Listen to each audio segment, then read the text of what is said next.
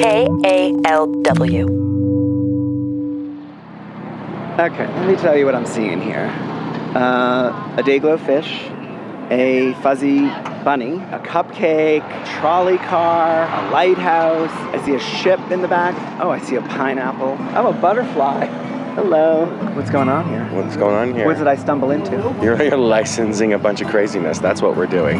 How do you license craziness? There's a few rules. Welcome back to a new episode of The Intersection at Burning Man. We begin where magical meets practical and art meets motion. Burning Man hasn't officially started, but there's plenty going on, including this line that looks like the Macy's Thanksgiving Day Parade if it were held in the middle of a dusty, desolate desert. But these aren't floats. They're called mutant vehicles or art cars, and the line is for the DMV, as in the Department of Mutant Vehicles. Unlike music festivals like Coachella, part of going to Burning Man is building this temporary city and the art that fills it. Most of that art is big, elaborate, and stationary, but these mutant vehicles are built atop golf carts, trucks, cars, and old buses.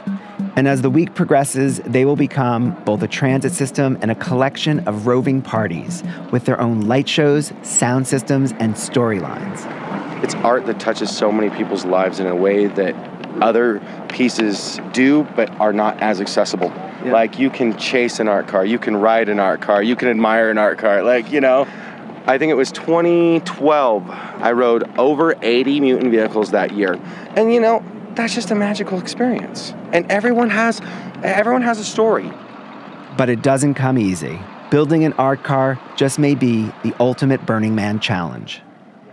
Once upon a time, you could just show up with a vehicle and tool around the desert. Then, in '96, 2 people were run over in their tents and 1 died in a head-on collision. Things had to change. Burning Man opened the Department of Mutant Vehicles in '97, and for most of the years since, it's been run by a guy known as Chef Juke. Basically, when the DMV first started, all you had to do was show up at the DMV and have a decorated vehicle, and we would give you a license. It started off with the BLM being concerned about how many vehicles we're driving and realizing that we had to limit it. And, okay, let's have a better process to sort of say it needs to be more than just a paint job, this and that. When I first started going back in '96, there were mostly cars with cool paint jobs and stuff stuck to the body, like Legos and tile. Then there was a rash of moving couches and a few tiki bars on wheels. Over the years, they've become more complex and involved. That is an understatement. I mean, there's a 26-foot-tall steampunk metal octopus that shoots fire out of its tentacles. Another vehicle is rumored to have cost $5 million to build. And more people want to build and bring mutant vehicles to the playa. The application and approval process doesn't start in the desert. It actually begins back in March and doesn't end until the vehicle is inspected at Burning Man in late August by DMV volunteers. This year, Chef and the DMV receive approximately 1,000 applications, and they'll invite 800. They know from experience that of those invited, a sizable chunk won't end up cruising around Black Rock City. A lot of people will give us really pretty design images that they're not really able to match. The DMV rejects a handful of cars each year at the event, and many have to go through several rounds of inspections before they're greenlit. Also, plenty don't actually show up for one reason or another. People don't usually say, take a 2019 Tesla and build off of that. They tend to be older, maybe a little less reliable vehicles, and so they run into technical issues. I mean, just going to Burning Man can be a challenge. Most mutant vehicles have been out to Burning Man before, but there's always a fresh crop. This year, more than 130 new vehicles have applied. Before I head to the desert, I ask Chef to set me up with one of them. And just a few days before I leave, I get an email from Kristen Horde with a link to a GoFundMe page and this video made by Kristen's nephew, Cassidy. My grandmother, Eileen, is a storyteller. One of the stories she used to tell me when I was little was about a man who lived in a cabin by a lake. And as she told the story, she would draw the elements on a piece of paper. The story ended with fish jumping out of the lake because they wanted to see this beautiful beast that was on the shore, a peacock. That story and my grandmother herself is the inspiration for our art car, Eileen, the Pearl Peacock.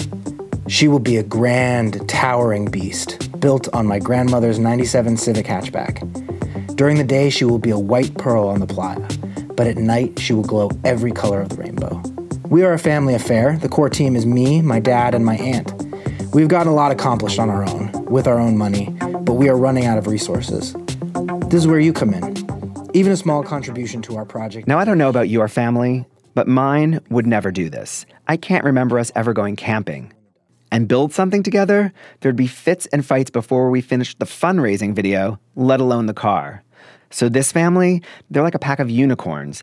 I need to see if they're for real and if they can actually pull this off in the heat and dirt without killing each other.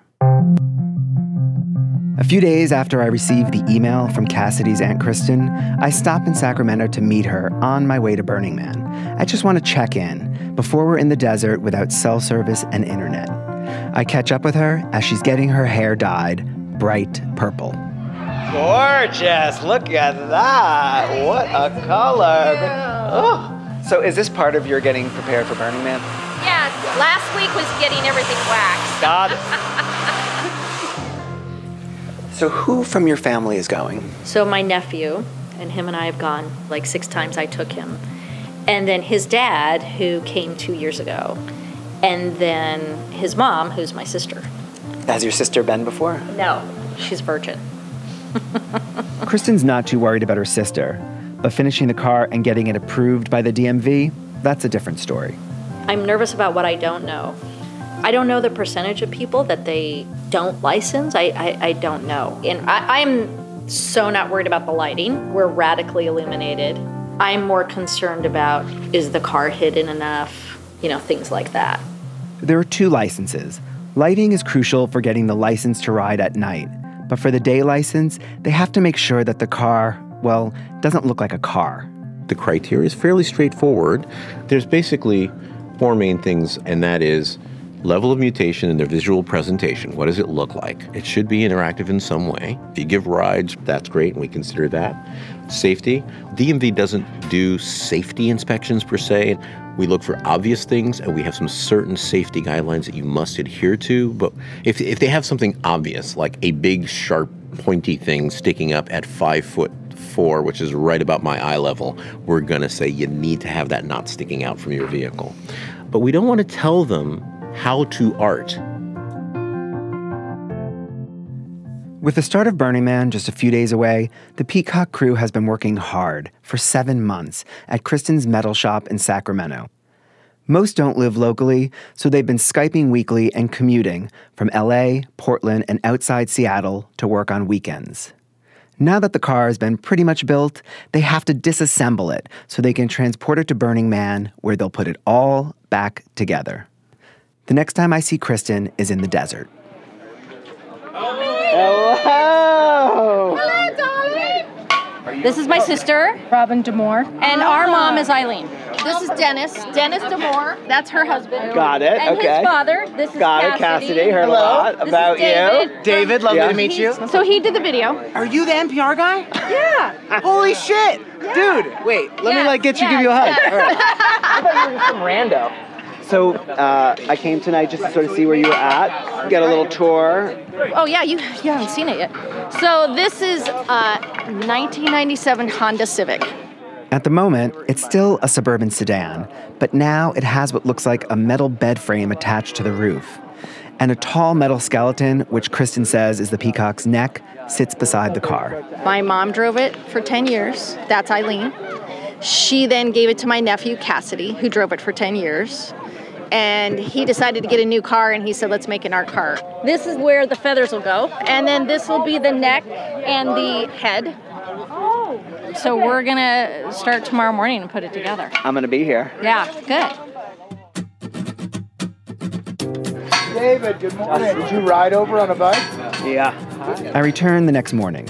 There's some work being done, but aside from the constant rhythmic banging from the camp next door, the vibe's pretty relaxed. I check in with Cassidy, a long-haired, baby-faced bear hug of a guy with a laugh. Well, that reminds me of my own. So what's your plan for today? Like, when do you see what happening when? There's fabric that needs to go over the whole thing, making sure all the lights are working. There's a bunch of ropes, pulleys, and bolts, metal bars that go down the length of it. The wiring needs to be finished. So it's a bunch of work. And then once we're done with that, we'll go get in line for the day license. It'll take us at least 4 hours before we try to leave. Do you have a cup? Do you want something to drink? I would love something to drink, and I do have. That's Robin, Cassidy's mom and Kristen's sister. She's the camp's designated photographer. She also keeps everyone fed and hydrated, myself included. Hey, Dave. This is Eileen. Robin's holding a fading snapshot of the car's namesake. That's the day she bought the car. So that's in 1996. She's 91 now. So tell me about your mother. Well, my mom, is from Indiana. She was married to my dad for 60 plus years and had 4 daughters. Like many parents, Eileen kept the house stocked with all manner of art supplies. What differentiates her from, say, my parents is her lifelong commitment to fostering creativity in other people's kids, too. She started a preschool and created a place where people camped outside to get their kids into the school because it was so interactive. And Eileen's also written books about developing creativity in children and about storytelling. So it's not surprising that she raised 4 creative kids. They would ask me, if I put this beside that, will that look good? I said, I don't know. Try it. I just let them decide what they wanted to make. I mean, they learned things sometimes when they weren't able to do what they wanted to do. My artistic talent is laughable because I'm always experimenting. Although Eileen questions her own abilities, she's clearly influenced her daughters. Both Robin and Kristen now make their living as professional artists. Robin says her mom's true gift is storytelling. She would dress up as Mother Goose, and she would go into schools, libraries, bookstores, and she would tell stories. And one of her classics was about a peacock. And so Cassidy remembered that story, and so as he was thinking about this car, he thought, I want to do a peacock. I want to call it Eileen the Pearl Peacock. This is his tribute to a grandmother who gave him a lot more than an old car. The peacock just seemed like a perfect example of her creativity that she passed on to my mother and to my aunt, and that they instilled in me. My first year seeing the art cars, it was like a dream, that like maybe one day, but I never really thought it would be feasible. It just seemed like the people who have the art cars out here are the like elites, like they're the ones that are doing it right and like have the best time because they don't get so tired from all the biking and walking and everything. Originally it was going to be a giant penis with feathers, so thank God my aunt got involved. And then I got my dad, started talking to him about it. I've worked construction years ago, and so I don't know, it just sort of comes natural to me. So when they started to talk about doing an art car, what was your initial reaction? Do it. Let's do it. Why not? I mean, it's one thing to have a great camp, but it's another thing to have an art car. This is Dennis's second time on the playa. I was here 2 years ago. Cassidy asked me to go, and it's like my son asks, and I do. I love hanging out with him, and this is like my favorite thing on the planet, and so why not? A whole bunch of my 60-year-old friends were like, gee, did you feel like an old guy there? And I said, it's so full of life and energy and positivity that for me, it was phenomenal. They've never actually assembled the entire peacock. It was too big for Kristen's studio space. And now they've got to do it with the added challenge of 95-degree heat and frequent dust storms. And Cassidy has the added pressure of coordinating a team of 15, including his family, the artist who designed Eileen the peacock's head, plus some friends from high school. So the messenger lines, once all the messenger lines are in and the lights are tested, then we can put them on the car. So let's let them do their job. Are any of them done? Can we put one in? This one's done, and there's a second one that's done. Okay. We need ladders. So we're gonna lift together, ready? All right, 1, 2, 3. Whoa! What's going on? It's falling out of this stupid deal. Another person in there? Yes, please. Another person would be great.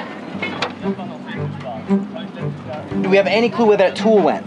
I never saw it, so I don't. Why can't I twist it? I don't know. Something's caught. No, it's the bolts. No, there's a hole here. I'm pulling it off. I think I see the problem. What? There's screws that make it not flush. Okay, so are we going to re-drill the hole? Let's re-drill the hole. It's fine. Oh, wait Either- a minute. what? I don't know. We haven't done this. Get the neck. They all have some experience building things, but like many folks coming to Burning Man, their dreams are exceeding their skill set. While her family struggles, Robin and I stay out of the way and take it all in from the shade. They've had to do things they have never done before. They've had to figure out how to light this thing. They've had to figure out how to weld. Like, they all became welders. They made mistakes and then they problem solved through it. I mean, like over and over again. I don't know. We definitely should drill the hole. Listen, we need to drill that hole. Okay. Well, we might need to take the head off. I don't know. Let's drill the hole first. Yeah, we have to and do then that we'll do the neck regardless. fabric to see if where's we need the drill? to take the drill. I thought we were going to be done with this a long time ago. I'm drilling. Yep, drill. Pushing slowly today on my right. Okay. Let's try this again. There you go. There you go. Perfect. Nail it. Oh, wait. Talk it out. What? Just as one problem seems to be solved, another one pops up. It's not the power. Well- the power's been working for all the other ones, right? Right. Kristen, can you work on that? We have a short. Yeah. When we first started, everybody else who's made an art car was like, don't do it. And what are you thinking right now? I'm thinking they were right, but we're already here. It's already built. We got to finish. It'll be worth it. It'll be worth it. Robin knows these people better than anyone. Any surprises in how people are reacting? They're much calmer than I would have predicted. There's no fight left in them. They're just... Unlike most of the people building Eileen, this is Robin's first time at Burning Man. She's now been here a couple of days, so I wonder how she's holding up. Gosh, you know, I heard it was dusty. But I don't know, how dusty could it really be? Here's how dusty it gets. During whiteouts, it's like being in the middle of a dense cloud of silt with zero visibility. And when you retreat to your shelter, you have to get zen about the serious layer of dirt on everything. I'm just amazed by how much in every single nook and cranny there is something creative going on. I wish I had a month. What would Eileen think? She would be uncomfortable and also fascinated. What about Eileen at 60? Yeah, I was actually just thinking that. Yeah, I think she would have jumped right in. Yeah, at 90, a little tougher. 90. I mean. Yeah, actually 91. At 91, the only way I'm coming here is if they wheel my ashes out, basically. Here comes a giant tarantula. You don't see that every day. That's right. I mean, that's pretty cool. Nobody's going to steal that bike. This is a good spot here, right on the Esplanade. Yeah. While Robin and I take in the sights, the scene is a bit more tense just a few feet away. Kristen, don't pull that old bullshit. I've been taking orders from you. Dad, do not stand on that board. That board is not supported. You need to be on the edges of it. Yep, you're going to pop through it. It's really brittle. Okay, perfect. Can we get somebody on the ground here? It's just a lot of tedious work. I'm anxious, honestly, because we're going to miss out on getting the day license today if we don't finish in the next 45 minutes. And I was really hoping to get it done today, so we'll see. It's a real cliffhanger. Yeah. Works well for your story.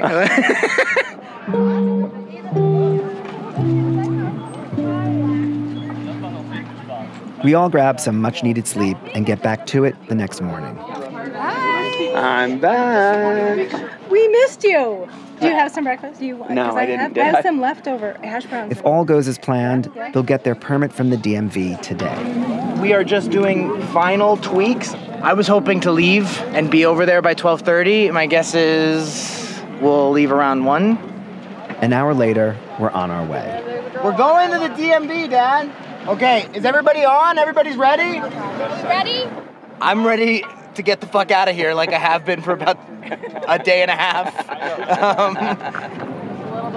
So I don't actually know where the DMV is from here. Can anybody point me towards it? You want to head slightly left and it's that way. I try to help Cassidy, but the surreal signposts make it a bit challenging to give directions. I think it is by that silvery thing, that shiny, shimmery thing, right in front of it. To the right of that? Left. Does anybody see the there's end a of the ship. line? See the Golden Gate Bridge? Head for the Golden Gate Bridge. Copy. That's the one. Man, it is hard to tell how fast I'm going. Shit, I should have gone to the bathroom. You'll have time. We take our place at the end of a long, long line. I have no idea how long this is going to take, so I decide to do a little exploring. Well, I'm going to work the line. I'll be back. All right. Don't let them do anything without me. What are you doing? Waiting in line. How are you? Good. What do we have here? It's a Lego croc. I get it. A Lego crocodile. Yes, that's right. And I bet it lights up like does. hella. And from the front, you'll see beautiful eyes that actually shift. Wow. What do we have here? Fuzzy Claudette, the white elephant. And what's her story? Well, if you Google white elephant, you'll see that it is a possession that it costs more than it's worth in expense, or something like that. It basically defines what, spending $10,000 on a fucking golf cart for a week. But I just like to give people rides, and it keeps me out of the sun and keeps my back from hurting from riding a bike. So my name is Cabin Boy, and this is my art card called the Tiki Tiki. And it's been out here for how many years? 10 years? Who are you guys? Fish tank. Fish tank. And what do we have here? A butterfly? Well, it's a dragon. So her name is Shelly the Crab. The wheels are retractable, so she can go from driving mode, 5 miles an hour, to walking mode and crab around. I actually prefer to ride on my electric skateboard a little ways away because I don't like the attention. So you can remote control it? Yeah. And what's your name? It's Dustin Hoffman. Is that real? Yeah, Mom said she was always going to name me Dustin, but didn't plan on marrying a Hoffman, so. Thank you so much. Yeah, thank you. Have a good one. Thanks. Cassidy, what have I missed? Nothing. We're just sitting in line. How long has it been? About an hour and a half. The Pearl Peacock has slowly been inching its way up the line. Now, they're almost at the front. So close, yet so far. Have you been helped yet? No. All right. Hi. I'm excited because this is a gorgeous car. Oh, thank you so much. Your paperwork and your driver's license, please. Absolutely. So now what are you looking for? Are you going to be doing the inspecting? I am. What are you looking for? So people think a lot of times that we're doing safety inspecting and things like that, but we're actually really just kind of like sort of like an art jury, really. A what? An art jury. Oh. We basically look to see that they brought what they said they would bring. Are we good here so we can go back in and take care of their stuff? All right. Anything for me to listen in on or beat it? Yeah, I can't really talk to you about it. I'm sorry, honey. We'll be back out in a second. A group of DMV volunteers gather inside the makeshift DMV office. The conversation looks serious, especially in light of the fact that they're talking about the artistic merits of a massive sparkly bird on top of an old Honda Civic. Can we speak to the owner alone? Yes. Hi. Certain angles that we're looking at, I think it's more so from over there, you can see a lot of car. Gotcha. And you're wanting to cover the car as much as possible. So I would suggest even maybe, again, I shouldn't be giving you specific, but I mean, if you came like, instead of straight on the trunk, over the trunk. We want to not see the car. Yeah. Okay. Great. So we'll get you guys stickered and get you approved, but we're just going to put some notes for next year that we need you to step it up and cover the car a lot more. Because they're going to look at your photos from last year, next year, sure. and they're going to be like, wow, we're seeing a lot of car. Gotcha. All right, you guys have a great burn. Thank Thank you. Okay, clear? How are you feeling? So good, man. Are you less stressed now, finally? Yeah, I'm sorry about earlier. I've been, You have to understand, Nico's always I've just been worried about that moment for so long, for like 6 months. Yeah. And I'm just so grateful to everybody. Are you willing to stop for 1 second so I can turn the speaker on? Sure. No rush now. Oh, man. Yeah. I don't know if I have been more proud of anything in my life. Maybe getting into college. What are you proud of?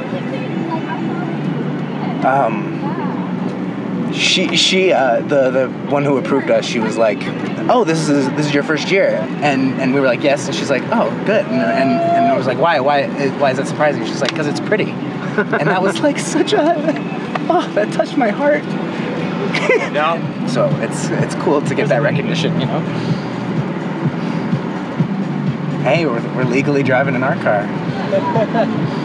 I don't know where I'm going. I think I'll just go to the left of this. Kristen, what are you feeling?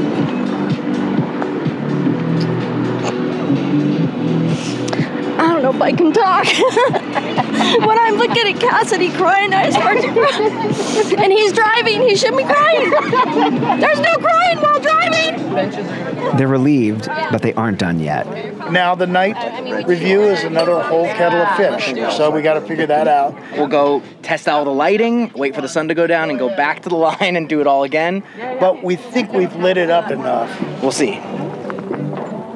At this point, we go our separate ways. And while I'm interviewing folks for another episode, I lose track of time. Before I know it, it's totally dark. I can see fireworks being launched all over the playa. So I head toward the DMV to find Cassidy and company. Oh my God, that must be it. Through a sea of blinking lights and sculpted neon, I spot her. That is the fucking pearl peacock. I don't know what I was expecting, but from a few hundred feet away, Eileen is glorious, a regal peacock. Her feathers are full-on Vegas. What was white metal by day has been transformed into an epic light show of greens, oranges, blues, and purples. It's beautiful. I am not just saying that for dramatic effect. From here, it really is gorgeous. Oop, watch it, sorry. You made it! I did. My friend How are you? from afar, and I'm like, it looks amazing. I know. We're pretty happy. Oh, hello. Fancy seeing you, Mia. How are you doing? So good. Yeah, I took a nap. Good, good. Which helped quite a bit. Oh, wait, we're moving. Eileen is your grandmother, right? Yeah, it's named after... It's her car. Oh, wow! What a tribute! Finally, it's time for their last inspection.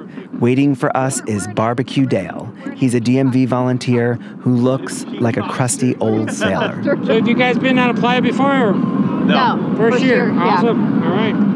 How they doing for first year? I'll let you know in a minute. They've looked at it from the standpoint of mutation during the day when they could see it, so that the original vehicle isn't so obvious, the base vehicle. At nighttime, we're looking to see if the lighting is radical. And? Well, let me finish looking at it and I'll tell you. Jeez. Well, you know, I step back a little bit. Yeah. All right, and the whole thing you're looking at is like, as this is driving across the playa, does it say wow? And I think it says wow. It says wow to me when it was pulling up. All right, safety is first in my book. Yes. As it is for Burning Man. So stay at 5 miles an hour, make sure you got good visibility, and you'll be fine. Yeah! Can I give you a hug? Thank you so much. Be safe out there, man. We will. Thank you. All right, are we done now? To the right slightly? We head back to camp, where Cassidy has something waiting for us on ice. Yeah. I just want to express my immense gratitude for all of you. Dad, this fucking thing existed in your brain first, and thank God for that, because we wouldn't have had a clue what to do. And I'm so glad that you were my partner in crime on this, because I needed it. And Kristen, we are not worthy. You gave us your home, and you let us take over your workshop and destroy your tools. Yes, this took over my life. You know, this is all about Eileen. This is really about her and the life she's given us. And, you know, really none of us would be here. Ultimately, it leads back to her. Yeah. You know, because of her genes and the creativity. So, all right, so. For hundreds of years, boats have been christened by the breaking of a bottle. Oh my God. And it's usually done by a woman. So wow, seriously? You have the honor. I christened me, Eileen, the Pearl Peacock.